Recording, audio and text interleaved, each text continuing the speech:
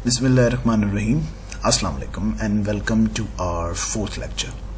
और fourth lecture के अंदर हम लोग डिस्कस करेंगे structure of a C program, कि सी का प्रोग्राम लिखते हुए उसका स्ट्रक्चर कैसे डेवलप किया जाता है, उसके अंदर क्या क्या चीज़ें हों। हमारे पास जो सी का प्रोग्राम है, इसके अंदर हमारे पास जो मेन सबसे इंपॉर्टेंट चीज़ होती है दैट इज़, जो कि अभी हमने अपने लास्ट लेक्चर के अंदर डिस्कस की थी, pre processor directives. Pre processor directives जो हैं वो हमेशा हमारे प्रोग्राम के अंदर, सॉफ्टवेयर के अंदर सबसे ऊपर लिखे जाते हैं। ठीक है जी, तो उसको हम अपने प्रोग्राम में सबसे ऊपर लिखेंगे और उसके बाद हमारा आता है मेन का function, that is the actual code of our program, जो कि हमने टाइप करना होता है और इसी के अंदर हमारी सारी लॉजिक होती है। मेन का जो फंक्शन है, इसके अंदर हमारी सारी डिक्लेरेशंस, इंस्ट्रक्शन स्टेटमेंट्स इसके अंदर आ जाती हैं और इस पोर्शन को हम कहते हैं बॉडी ऑफ मेन फंक्शन। इस पोर्शन को हम कहते हैं बॉडी ऑफ मेन फंक्शन। उसके बाद जहाँ मेन का फंक्शन ख़त्म हो रहा होता है, मेन का फंक्शन हमेशा एक कर्ली ब्रैकेट से स्टार्ट होता है और कर्ली ब्रैकेट पे ख़त्म हो जाता है, और इसके अंदर और बहुत से फंक्शंस होंगे जो कि सेम कर्ली ब्रैकेट्स को इस्तेमाल कर रहे होंगे, पर वो अपने साथ ही ओपन होकर वहीं ख़त्म हो जाया करेंगे और वो सारे के सारे इन दो ब्रैकेट्स के अंदर ही उनके सारे मामलात होते हैं। उसके बाद जब आप थोड़ा सा मतलब एक्सपर्ट लेवल के ऊपर प्रोग्रामिंग कर रहे होते हैं, तो आप फंक्शंस को भी इस्तेमाल करते हैं, यूज़र डिफाइंड फंक्शंस को भी इस्तेमाल करते हैं प्रोग्रामिंग के अंदर, जो कि आई डोंट थिंक कि 10th के अंदर वो है, सेकेंड ईयर के अंदर तो लाजमी तौर पे होगा, पर मुझे भी एग्जैक्टली याद नहीं आ रहा कि मैंने 10th को वो करवाता हूँ कि नहीं करवाता।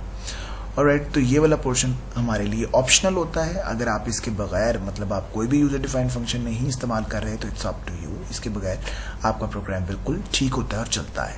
तो हमारा मेन फोकस होगा इस क्लास के अंदर प्री प्रोसेसर डायरेक्टिव्स, मेन के फंक्शन का सिंटैक्स वगैरह के ऊपर, और कुछ बातें जो कि रिलेट करती हैं body of the main function से, और एक छोटी सी एग्जाम्पल भी हम करते हैं कि हम ये चाहते हैं कि हम अपनी सबसे पसंदीदा चीज़ को स्क्रीन के ऊपर प्रिंट करवाना चाहते हैं, that is the name of our beloved country, I love Pakistan.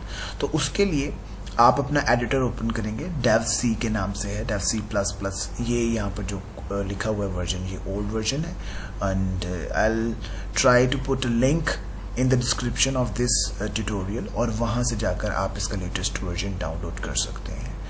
ठीक है जी, तो all you have to do is to simply आपने शुरू के अंदर इंक्लूड करवा देनी है अपनी डायरेक्टर फाइल। इसको देखने से पहले इनको डिस्कस कर लेते हैं। सबसे ऊपर आता है जी प्री प्रोसेसर डायरेक्टिव। तो प्री प्रोसेसर डायरेक्टिव के अंदर हमारे पास इंस्ट्रक्शंस होती हैं सी के कंपाइलर के लिए, कि कंपाइलर ने ट्रांसलेशन करते हुए किन किन बातों का ख्याल रखना है, तो वो इसके अंदर मौजूद होती हैं। और जब भी हम किसी भी लैंग्वेज को इंस्टॉल करते हैं अपने सिस्टम के अंदर, तो ऑटोमेटिकली उसकी लाइब्रेरी फाइल्स के अंदर ये तमाम डायरेक्टिव्स और इनके प्रोग्राम्स और इनकी फाइल्स हमारे सिस्टम के अंदर आ जाती हैं।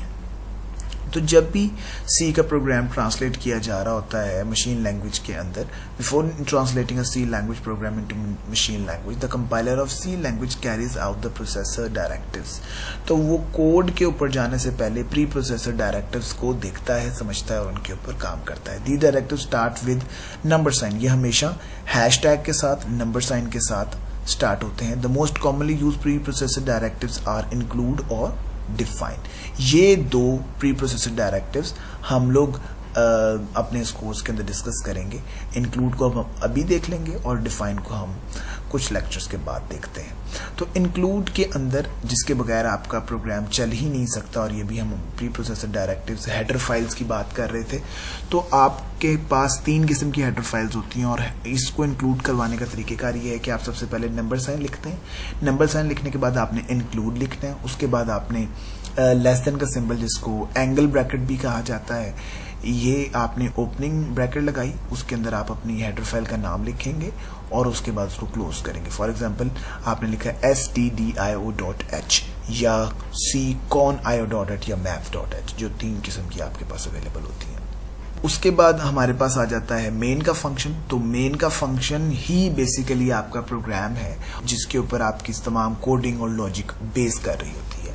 तो C program consist of one और more functions. A function performs a single well defined task. This is the definition of a function by the way.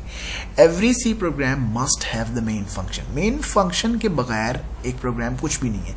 Which is the first section to be executed when the program runs. और यही है वो चीज जो कि आपका programme processor आपका run करता है और उसके जवाब के अंदर आपका एक सॉफ्टवेयर या प्रोग्राम चलता हुआ फील हो रहा होता है. तो यही मेन का फंक्शन होता है. मेन का फंक्शन लिखने के लिए जिसकी सबसे जनरल फॉर्म है that is void main void. तो वॉइड मीन्स नथिंग. जो शुरू में वॉइड लिखा गया इसका मतलब है कि जब मेन का फंक्शन खत्म होगा तो at the end of that program आपको कोई वैल्यू रिटर्न में नहीं मिलेगी. वैल्यू रिटर्न में नहीं मिलेगी.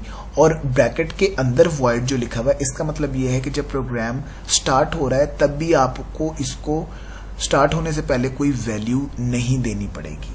ठीक है, जैसे आपके पास मैथ्स के अंदर डिफरेंट फंक्शंस होते हैं तो एफ ऑफ एक्स के अंदर कोई आप वैल्यू लिखते हैं फिर उसी वैल्यू को वो आगे इस्तेमाल कर रहे होते हैं. तो इसका भी यहाँ पे यही मतलब है कि हमारे पास मेन का फंक्शन कोई वैल्यू इस्तेमाल नहीं करता प्रोग्राम रन करने से पहले, चलाने से पहले, और रिटर्न भी कुछ नहीं करता. The word void before the function means that it is the function does not return a value and the second void inside the brackets means it does not have any argument.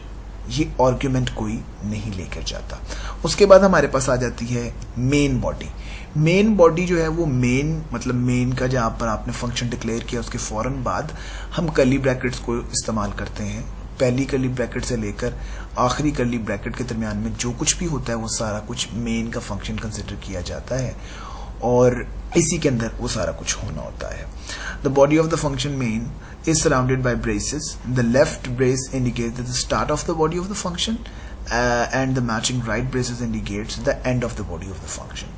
ठीक है, और इसके बाद जितनी भी statements आपके body के अंदर बॉडी ऑफ द मेन के अंदर लिखी जा रही होती हैं उन सब के एंड के ऊपर एक सेमी कॉलन लाजमी तौर पर लगाया जाता है जिसको स्टेटमेंट टर्मिनेटर कहते हैं. और इसके बगैर अगर आप स्टेटमेंट टर्मिनेटर नहीं लगाते तो आपका प्रोग्राम ठीक से काम ही नहीं करेगा और एरर शो करता है.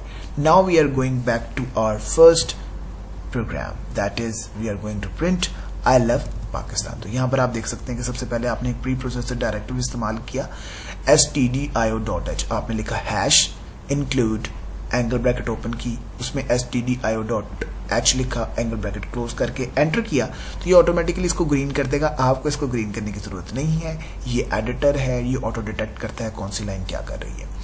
वॉइड मेन वॉइड कि यहाँ पर हमारा मेन का फंक्शन कुछ रिटर्न नहीं करता, कोई आर्ग्यूमेंट नहीं लेके जाता. उसके बाद मेन के फंक्शन की ब्रैकेट स्टार्टिंग ब्रैकेट और ये हमारी पहली और आखिरी स्टेटमेंट प्रिंट एफ.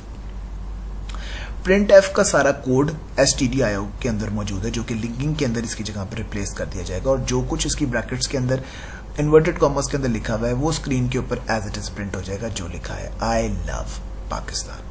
और जहां पर ये स्टेटमेंट खत्म होती है वहां पर हमने इसका स्टेटमेंट टर्मिनेटर भी इस्तेमाल किया. उसके बाद हमने इस प्रोग्राम को क्लोज कर दिया विद अ राइट या क्लोजिंग ब्रेसेस. ठीक है जी, हमने इसको क्लोज कर दिया और उसके बाद हम इसको रन करेंगे और इसका रन करने का प्रोसेस इंशाल्लाह मैं आपको अपने नेक्स्ट लेक्चर्स के अंदर भी समझाऊंगा. ठीक है जी, तो आज के प्रोग्राम के अंदर आज के लेक्चर के अंदर हम लोगों ने डिस्कस किया कि how to write a simple program in C language. ठीक है, और उसके तमाम हमने स्ट्रक्चर्स को भी रिक्वायरमेंट्स को भी देखा. If you have any questions feel free to ask. Thank you.